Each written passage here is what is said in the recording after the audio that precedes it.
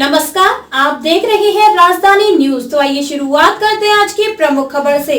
हाँ, एमवीए में जाकर गलती हुई। पीएम मोदी से मुलाकात में उद्धव ने कही थी यह बात। महाराष्ट्र के मंत्री दीपक केसरकर का बड़ा दावा।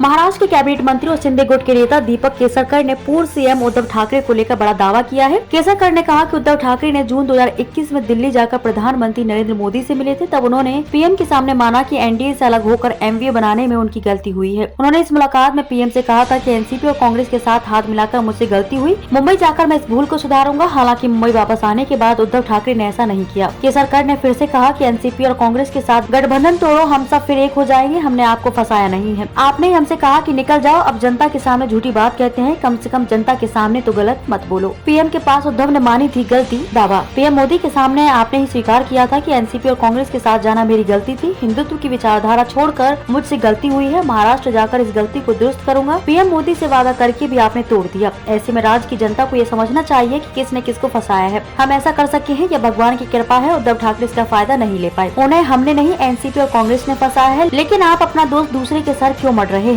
महाराष्ट्र राज्य के लिए हमने जो किया, अगर उसको आपने समर्थन दिया होता तो आज तस्वीर अलग होती। कोंकण के विकास के मुद्दे को लेकर भी दीपक केसरकर ने उद्धव ठाकरे पर निशाना साधा है। उद्धव ठाकरे 2.5 साल तक महाराष्ट्र के मुख्यमंत्री थे। काजू उत्पाद नीति की वजह से कोंकण का कायापलट होने वाला था। इसके लिए एक समिति भी बनाई गई थी। मैं भी उस समिति में शामिल था, लेकिन दुर्भाग्य से उस समिति ने कुछ नहीं किया। सिर्फ यह कहा जाता रहा कि केसरकर समिति है। हालांकि अब हमारे प्रयास से कोंकण को 63 करोड़ रुपए की निधि दी गई, जिसमें से 200 करोड़ काजू महामंडल को दिया गया। कोंकण की जनता कभी मांगती नहीं है। कोंकण के लोगों की वजह से बाला साहेब की शिवसेना बड़ी हुई थी। यहाँ की जनता ने बाला साहेब को बहुत प्यार और सम्मान दिया था। दीपक केसरकर ने कहा कि जिस समय अजीत पवार वित्त मंत्री बने, तब सिंधुदुर्ग जिले से 450 करोड़ रुपए की निधि वापस ले ली गई।